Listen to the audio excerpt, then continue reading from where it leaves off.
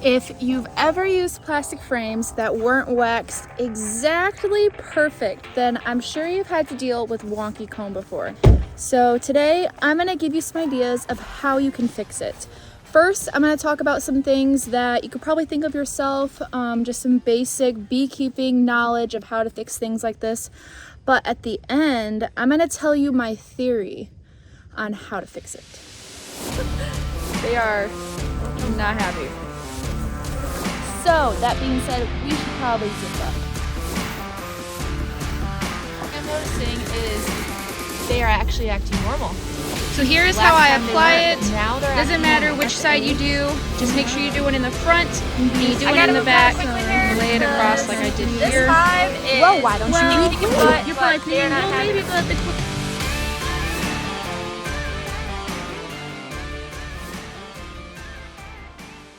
So first, one way that you can fix it is any frames that are wonky like that. First, if you catch it fast enough, you can just take that comb right off, melt it down, re-wax the frames.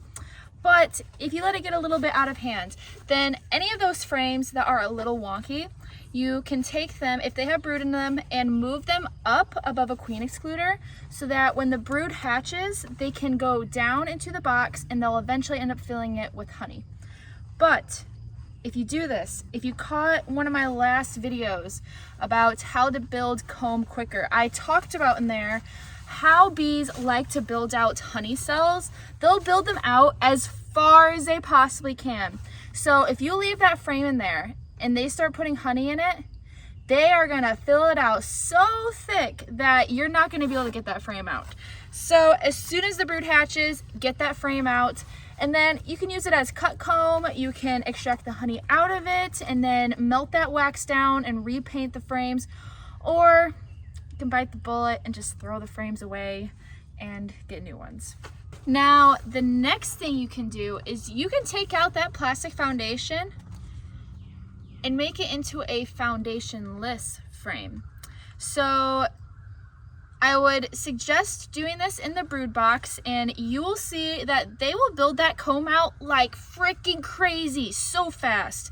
So what you would do is, of course, take the plastic out, and then since these are foundation frames, if they don't have a saw mark up here, usually they don't if they're foundation frames, but they don't have a saw mark for you to be able to break this piece of wood off and then nail it or glue it down, you can just get some popsicle sticks. So I just glued these right in there, and this will give them a little bit of something to tell them, hey, you need to start drawing comb right here. That's the whole purpose of having something that drops down, is it's telling those bees where they need to start drawing the comb. So what you can do with these foundationless frames once you put those popsicle sticks in, you can take some rubber bands, put them around the frame, and then cut off any pieces of wonky comb off of those other frames that were all messed up, and you can rubber band them inside this frame so that you are not losing any of the hard work that your bees spent trying to make that comb. And you can put these foundationless frames right in between frames that have foundation on them. It will help them out a little bit since there's already two of them right next to them, filled out the way they're supposed to be. So yeah, they'll just latch onto this and fill it out exactly as it should. Okay, so those were just some of the basic things that you could probably think of yourself of how to fix the issue. Now I'm going to show you my theory.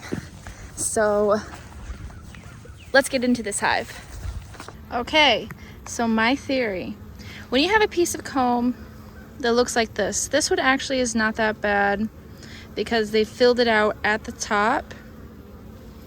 Whereas other ones, sometimes they'll just fill it out in gaps, but I'll still explain it. So when you have wonky comb and you take this piece of wonky comb and you put it next to a frame that is completely filled out and has brood in it, this has to be in the brood box, and this cannot be with honey frames because brood frames can only be so long. They will not make them longer than they need to be because then it interferes with brood development.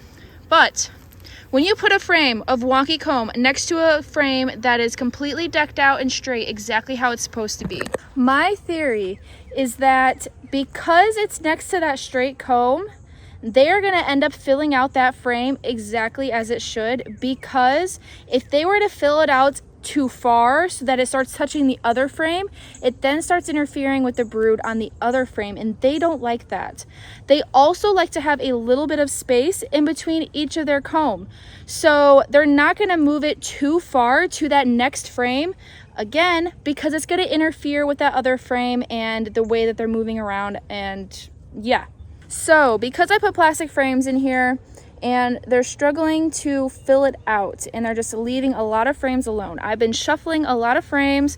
Again, I talked about this in my last video, checkerboarding, but I'm shuffling a lot of the frames. I'm putting blank frames right in the middle of the brood nest because I'm trying to tell them to start building out that frame, and they are doing that already. So, okay, so the wonky comb on this one is a little bit worse. You got a little bit of a gap on the bottom, which it just depends on what you're willing to deal with.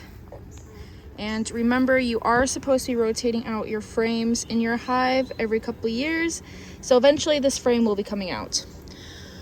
But this is another example. Before I had put this frame right next to a frame that was completely filled, it did not look like this. It was just like one big chunk here, one big chunk here, and then a little thing down the middle. But they're starting to connect it all together, and they finally have it filled out all the way across the top as well. Here is another example. See how some of it, they're actually starting to come up straight from the frame. Some of it is lifted up off of it. But when I first saw this frame, it was only this side, this piece, and this piece. But now they're starting to connect it all the way across and bring it up. So the rules are, you put wonky comb in between two frames that are completely built out. First rule, do not ever put wonky comb next to an empty frame. They will just build that wonky comb out and connect it to the next frame. But if you put wonky comb in between a full frame that's already built out correctly, they can't connect it because it's going to interfere with the other frame like I talked about. And the final rule, if you have a frame in the brood box that's completely full of honey, do not put that next to an empty frame either.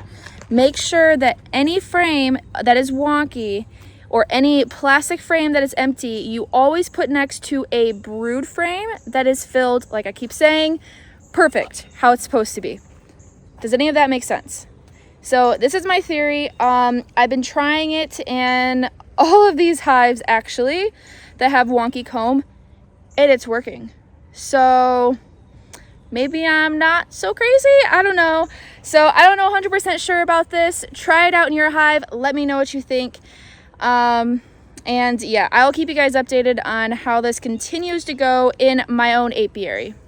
One more thing. So I have started to notice that the breed of bee actually kind of dictates how well they build out those plastic frames. So I keep two different kinds of bees right now. All of these are Saskatraz, the Saskatraz genetic, and then I have another location where I have the rest of my bees, and those are all Italians. At least they were originally Italians, and they brought out the local bees, and now they're just whatever they are, and they're butt heads. They're just, they're fun. But one thing I've noticed about those little Italians is they build out those plastic frames perfect, no matter if there's wax on it or not. At least in my yard. So that's also something to keep in mind, that the breed of bee could affect the way that they're building out the comb on plastic frames. So yeah, thought I'd share. And that is that. I am opening up the Discord again for anybody to enter for free. I'm only going to do it for a certain amount of time. I'm not really sure how long it's going to be yet. It just depends on how many people join.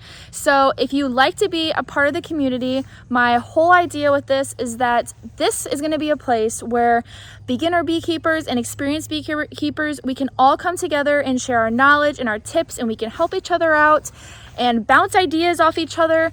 And this is really going to be a place where you can learn and grow in beekeeping. So if that sounds interesting to you, make sure you click on the link in the description and go join. And with that, I will see you in the next one.